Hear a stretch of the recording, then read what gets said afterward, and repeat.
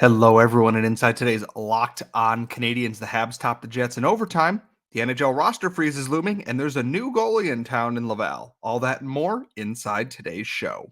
You are Locked On Canadiens, your daily podcast on the Montreal Canadiens, part of the Locked On Podcast Network, your team every day.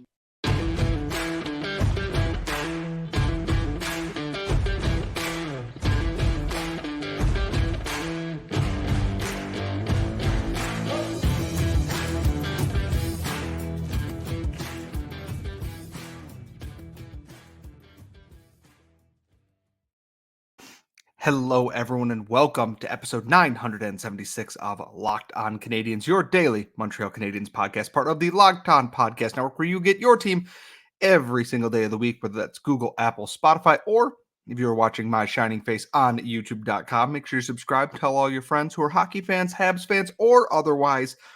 We are here for everybody, and today's episode is brought to you by the folks at Game Time.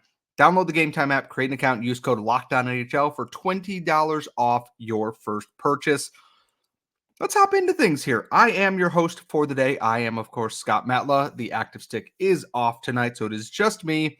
And let's get into the fun stuff right away. We got a great show laid out for you. The NHL roster freeze is coming up. There's a lot of tough roster decisions to be made there.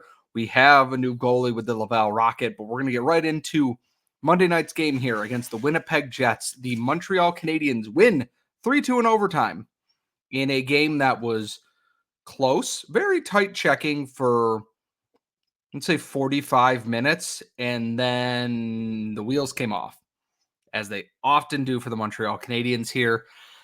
This was a game where the Habs went up 2-0. Josh Anderson scores the opening goal. He gets I'm going to go to generous bounce across the crease. The pass in from Jake Evans hit him in the shin, goes in the net. That's goals in back-to-back games for Josh Anderson. 3 goals in his last 2 games, and I believe it's 4 in his last 5 or 4 in his last 3, something like it. It doesn't matter. Anyways, Josh Anderson is heating up.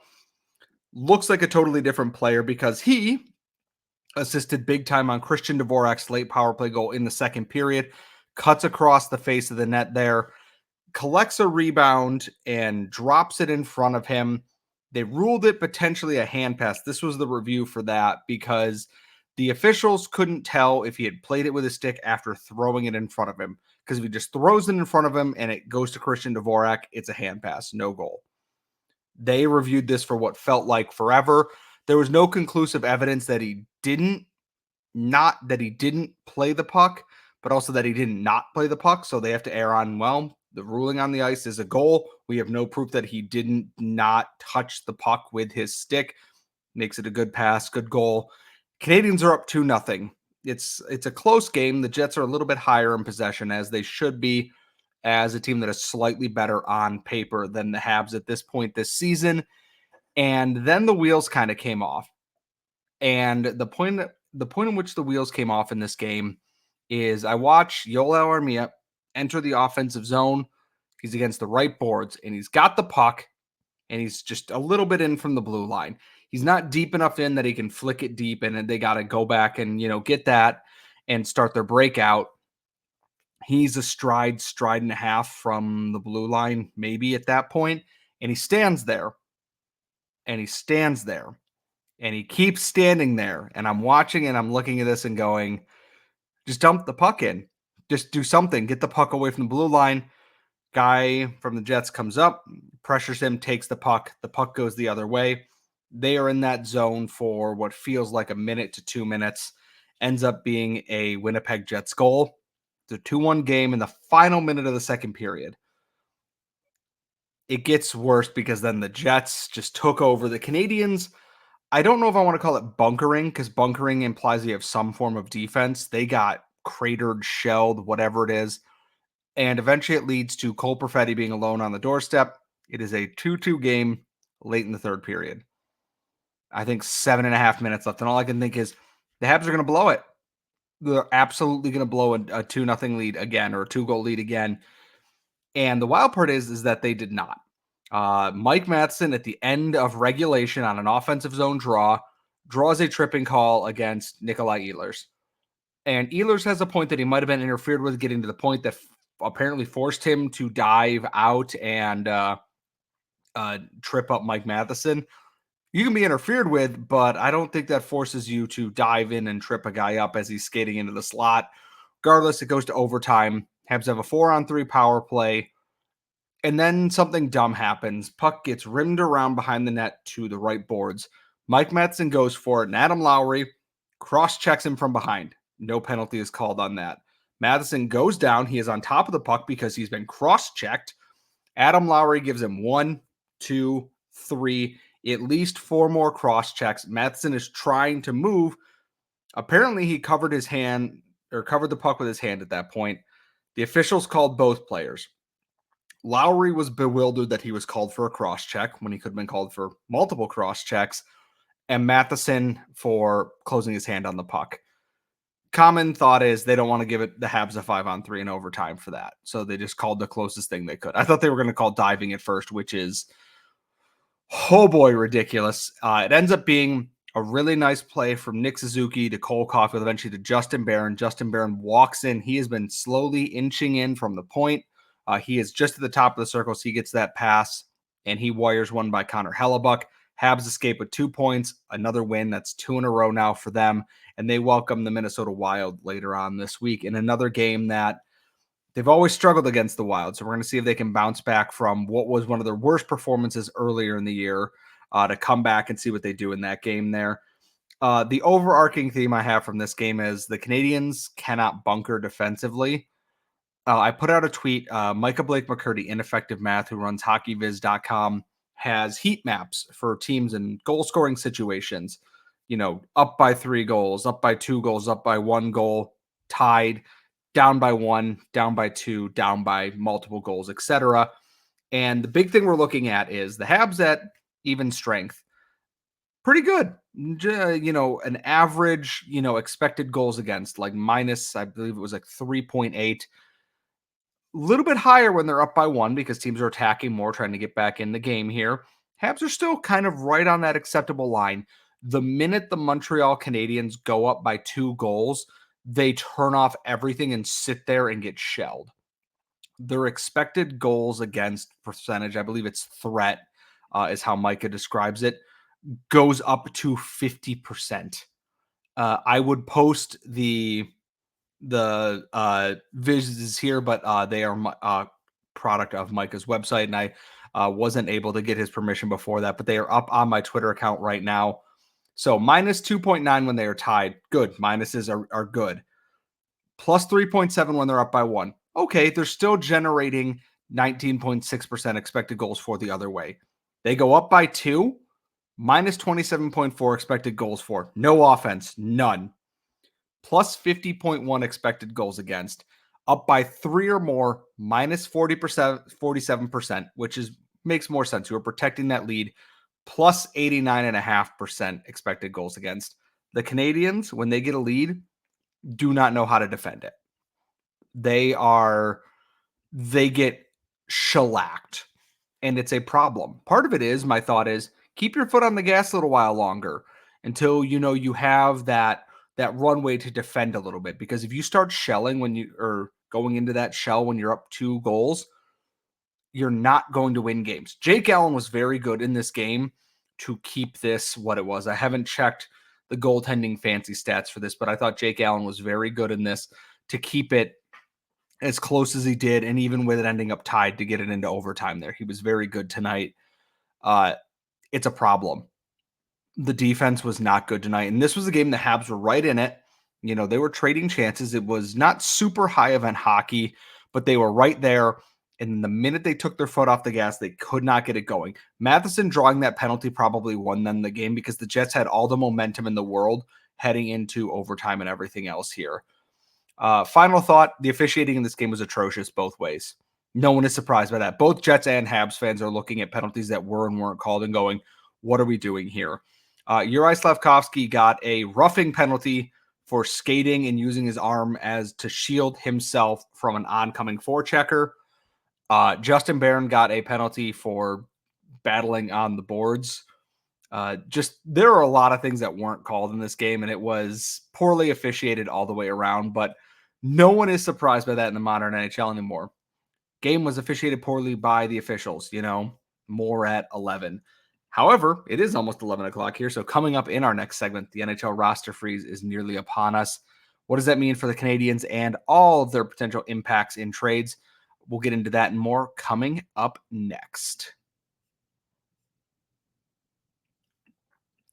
But first, today's show is brought to you by our friends at FanDuel Sportsbook. And as the weather gets colder, it is snowing outside right now here in Buffalo.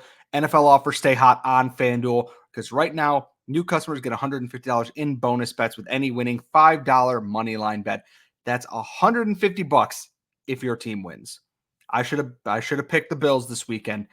Could have bought a ton of birthday snacks this week with $150, but c'est la vie, so it is. If you've been thinking about joining FanDuel, there's no better time to get in on the action right now. The app's super easy to use. There's a wide range of betting options from spreads, player props, over, under, and more. And the best part is it's safe, secure, and easy to use. And when you win, you can cash out immediately. Enjoy your winnings. Enjoy the holiday season as well. So visit FanDuel.com/lockedon and kick off the NFL season. FanDuel, the official sportsbook partner of the NFL and us here at Locked On.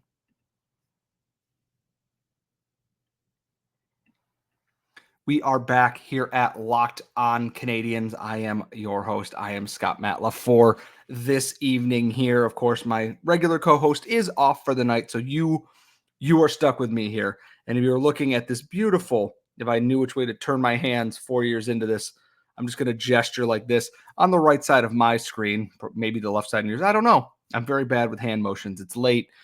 The NHL roster freeze is nearly upon us. It goes into effect on December 19th at midnight. So what does that mean? The biggest thing is no trades, none. You will do zero trading in this time frame. I am trying to get clarification on whether or not it includes sending people up or down from the AHL, because there's a big reason that I'm wondering about this. The roster freeze goes into effect tomorrow, goes through the 28th of December. So right through the holidays. That is 9 days. I can do math. In that time, the Montreal Canadiens have 3 games, and the Laval Rocket have 3 games. And the day after the roster freeze ends, the Rocket have a 4th game, and then a 5th game. They play a 3-3 to end 2023 here, if I am looking at their schedule correctly here. I just want to double check that for you real quick. And let's see here. Yep, 28th, 29th, and 30th. They play 3 straight games. 1 game in Belleville, 2 games in Laval. And they also play Friday, the 22nd, this upcoming Friday, and the 20th, Wednesday. So they are in the midst of the roster freeze here. And the hard part for the Canadiens is they have a lot of guys who are up with the team right now. So that means guys like Jaden Struble, Emil Heineman, Gustav Lindstrom, technically Yoel Armia is part of that as well. And the question becomes, what does that mean for the Habs? The biggest thing here is there will be no trades. If a goalie trade hasn't happened yet, I would not anticipate it happening at all right now. It'll happen, I'm assuming, in the new year at this point. As soon as that roster freezes up, teams come back from, celebrating Christmas and whatnot, which you don't want to trade a person 2 days before, which I believe is why the roster freeze is in place. I wouldn't want to be the GM who trades a guy on Christmas while he's with his family. That feels a little bit heartless all the way across the board there. So the biggest thing is I would anticipate the Canadiens are not going to be involved in any wheeling and dealing. No team is. That's going to be on pause. And the biggest thing is, from what I've been told in the For Hockey Fans Slack with some of the other writers trying to get clarification, is it looks like they can't send players down or call players up either. Except, I believe, probably in emergency situations, which is always the case. That's why emergency recalls exist. I'm less worried about this for the Canadiens and more worried about this for the Laval Rocket, who are very thin on players who could use Emil Heineman right now. Emil Heineman's still sitting in the press box. They called him up and he sat there for 3 straight games at this point. They could use Jaden Struble. I get that they have games, but I wouldn't be opposed to Struble getting that ice time there. The Rocket desperately needs some stability there. It means it's going to be quiet to end the year, but I would not be shocked if right in the new year we get a bunch of things happening here. It also, I believe, there's no rule that GMs can't talk and whatnot. And with downtime, I'm sure there's going to be a lot of, even if it's just kind of feeling out process here and there, a little bit there, a little bit here. I think we're going to see a lot of things happen in the new year. We're already seeing teams that are fed up with how their season has gone with coaches, firing coaches. DJ Smith got fired today, so RIP, the Senators being worse than the Habs, and where they're going to hire someone good. Dean Evison got fired. Craig Berube was fired. Obviously, I don't know if you can count Mike Babcock or not, but if you are, also fired. Jay Woodcroft got fired. After the deadline or after that roster freeze lifts, I wouldn't be shocked to see teams make coaching changes and to finally see this goalie carousel kind of come to a close. Because during that roster freeze, teams are going to have guys locked in here, guys locked in the AHL, and they're going to figure out, where are we going? What are we doing with our team here? Is this person the answer? If it's not, you roll into January, you've got 4.5 months to figure out or to get back into it. And if you're a team like the Sabres, who is very far out of it right now, haven't looked at the full standings here yet, but the Sabres are 29 points. They are 3 points behind the Habs. They are 7th in the division. The Canadiens are 1 point behind the Tampa Bay Lightning with a game in hand. 2 points behind the Red Wings with the same amount of games played. Boy, that's interesting. I haven't looked at the wild card standings here in a little bit because I don't want to hurt my feelings. They are legitimately a win out of the second wild card spot. Admittedly, Washington has 3 games in hands on the Habs. But the main point is with the roster freeze, I think it's just kind of a building cauldron here, is that you're going to see maybe not rumors because, you're not going to hear, oh, someone's moving, but that after that freeze is over, the Winter Classic, those first 2 weeks of January is when I kind of expect things to happen. We're going to see the Habs at that point should have Jordan Harris back. Arbor Jacki will have played a bunch with the Rocket more by that point in time here. Hopefully, Raphael Harvey-Pinard, I believe, should be getting closer to returning by that point as well. We're going to see the Habs shuffle the roster a little bit. And the hardest part for me here is, who do you send down on defense? Jaden Strubal's been incredible. Jordan Harris is always, nice and calm and steady there. Gustav Lindstrom is the easy one to send down. But you also called up Jaden Struble to fill a spot here. Do you want to sit Jaden Struble in the press box when Jordan Harris comes back, or do you want to sit Jordan Harris? They like Jonathan Kovacevic. There's a lot of rotating. You have to get Arbor Jacki back into the NHL at some point here. It feels like there's a lot of things that need to give. For the forward side, you can send Yoel Armia back down. You can send Emil Heineman back down. If you get Raphael Harvey-Pinard back, Mitchell Stevens will go back down to the AHL just because he's a placeholder fourth-line center. Not the guy I would have picked for it. You can move Monahan back to center, move Evans to the fourth-line spot, etc. if you needed to, but it's there's a lot of things. It's going to be a very interesting thing for Kent Hughes to navigate, because last year it was mostly talking trades and trying to figure out what to do. This year it's like, oh, I have a lot of good players here. And I know he's going to be preoccupied with World Juniors. He's going to go watch Owen Beck. He's going to watch Philip Machar. He's going to watch Lane Hudson, etc., and including some of those other young top stars that are going to be in this tournament. There's a lot coming down the pipeline for the Canadiens with this roster freeze. I would expect maybe a potential flurry of moves tomorrow. They might shuffle some things around here because it all depends on who's going to be healthy. I don't expect defensemen to go down, but maybe they wave a forward because that roster freeze kicks in at midnight tomorrow. And when that's there, speak now, forever hold your peace for 9 days. We'll find out what happens. Obviously, we'll keep you abreast of any potential trades and whatnot happening. As far as I can tell, no trades have happened while I've been recording this show right now, which is always a good thing because I don't want to have to scrap an entire show and start over again, as much as I do love y'all. So we're going to move on because we were talking goaltenders. We're talking the Laval Rocket. I have some news for you. There's a new goalie in town. We're going to get into who joined the Rocket, what this means for everything else, and that's all coming up next. And as I said off the top of the show, today's show is brought to you by Game Time. It is the holiday season. We are getting down to the nitty-gritty just before Christmas time, or the holidays if you are not celebrating Christmas. And I know something people love to give as gifts, tickets, NFL playoff games, down to the NFL playoff rush for football, hockey tickets, the NBA's in full swing. Maybe you want to buy tickets for a baseball game for opening day to surprise your baseball loving friend, or maybe you want to go see the hottest show on in the theater or a concert, whatever.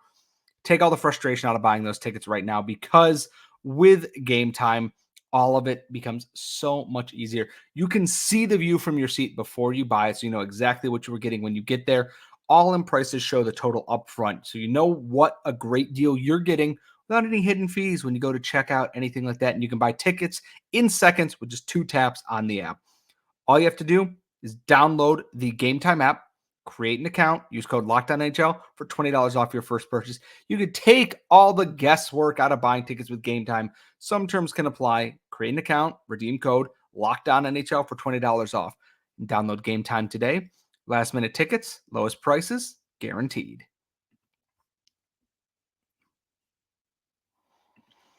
We are back here at Locked On Canadiens. By we, I mean I. And if you're enjoying this show, check out Locked On Sports Today, the first 24/7 live stream.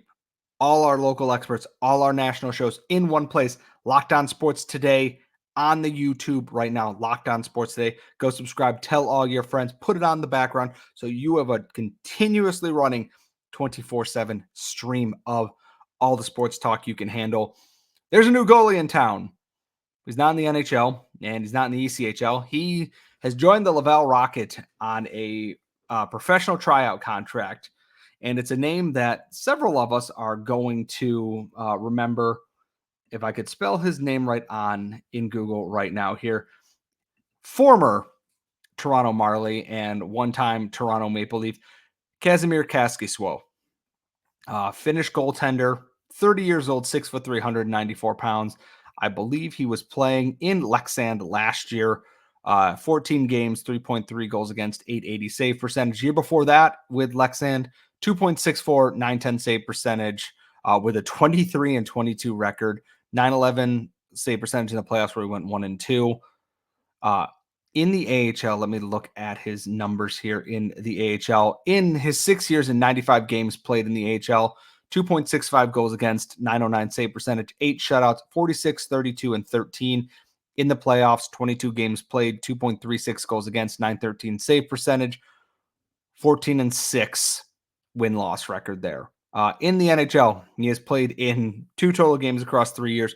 One of those, I believe, where he was thrown to the Wolves by the Toronto Maple Leafs at that point. Gotta say, as far as bets go, I've seen much worse. He's someone that a lot of AHL folks who follow the league very closely, he went to Chicago after he left, or he was in Chicago on loan, went back to the Marlies where he was their starting goalie du jour in the 18-19 season and in the 19-20 season. Played 1 game with the Predators the year after that. I believe he was also potentially injured maybe. COVID kind of threw a wrench into a lot of that. So he went back to Europe to play for a couple of years. He played for Jokerit in his youth league, joined the University of Minnesota Duluth for 2 seasons before he signed with the Marlies. The biggest thing here is I can't argue against this being a good idea, because I'm going to look at the goaltending stats this year. They're not good. Jakub Dobeš has played 15 games. He's 5-5-3, 882 save percentage, 3.97 goals against. Strauss-Mann, 14 games played, 3.67 goals against, 879 save percentage, 2-8-2. It's not good. They have one of the worst goaltending records in the AHL this season, and that doesn't cut it. It's hard to argue that this isn't the right move here. You desperately need a veteran goalie here. All respect to Strauss-Mann, who is someone that I liked on this team. Thought he would maybe be a little bit more put together than this. I thought the Barracuda were maybe not the greatest team in the world when he was playing them, where he put up an 894. He went to the AHL where he was a 932 goalie. He was great at the University of Michigan. He was pretty good with Haleftia in the SHL, was decent with the USA at the World Championships and the Olympic Games. But the Rocket defense being inexperienced, he hasn't been able to put it together yet. Dobeš has the excuse of this is his rookie season. Strauss-Mann's 25. He's played in the professional leagues a little bit before, including in Europe, where it's a little bit higher quality than the AHL, and they're not getting it done. Part of it is the defense. Defense is not very good. I'm looking at the stats on this Rocket team, and they are ugly. On defense, you have Matthias Norlinder minus 18, Logan Mailloux minus 11, William Trudeau minus 6, Gustav Lindstrom minus 6 in 4 games. But it's not as bad as it could be. I'm looking at some of these other guys here: Nicolas Baudin, Brady Keeper, Jaden Struble, Toby Paquette-Bisson, Olivier Galipeau are all above water on that. If they can get Kaskisuo in here to be that Kevin Poulin type, takes the alternate starts there, and is the veteran presence to kind of help calm this down there. And I say veteran, he's, it's not like he's like Poulin was, where he was, a decade-long guy in the league here. 6 seasons in the AHL is a little bit, and then he has some time in Europe. It makes too much sense to try this out. And PTO is good for, I believe, 25 games, if I remember correctly. They did this with Devontae Smith-Pelly and a couple of other players that they just kept extending that PTO. And then at the end of the season, just inked him to an AHL deal here. I would expect you're going to see Kaskisuo with that 3-3 coming up at the end of the month. He's going to play some of those games. I think they're going to give Strauss-Mann maybe one more shot here. And if it doesn't work out, you have Kazimir Kaskisuo as your backup. This should be Jakub Dobish's net because development is an important part there. But if he's having an off game, you have a veteran you can put in there, and it's not going to hamper that development. There's no point in leaving your young goalie in there to get shelled in, if need be, in that. And also, it's just, it helps to have a guy who's been in this league a long time. What has he seen? What are some, things here? When he's playing at a rink, one of the things Carey Price was always very good at was knowing which way the boards bounced, because he would go out before games and they would test pucks off the end boards, off the stanchions, to see which way things would bounce. And then goalies talk. Kazimir Kaskisuo has been here long enough to know, especially in that AHL North division, what does the rink play like? How does it bounce here? What does this guy tend to do? He's seen a lot of these players already. There's knowledge that can be passed down there. Maybe it's just the one PTO and they said, it's not worth it. Maybe he's washed and maybe he's terrible. It doesn't hurt that they tried is the biggest thing, because I am now realizing just how important Kevin Poulin was to this team last year. He did a lot the previous year, getting them to the playoffs when Caden Primo was with Montreal and just not playing well. And last year when they needed stabilizing getting into the playoffs. Kevin Poulin was a very good piece for that, a very crucial part of the Rocket. And this also means they don't got to call up Joe Verbatic from the AHL, Zachary Amond, and then I believe it's Zachary Beautillier, who are all playing well with the Lions, or at least rotating through there. It leaves that group together there. It doesn't leave the Lions scrambling for a goalie, and helps stabilize that a little bit. I'm intrigued to see what happens. The Rocket are in action on Wednesday against the Syracuse Crunch, and then again on Friday. Then they are off until that 3-3 series, the 28th, 29th, and 30th.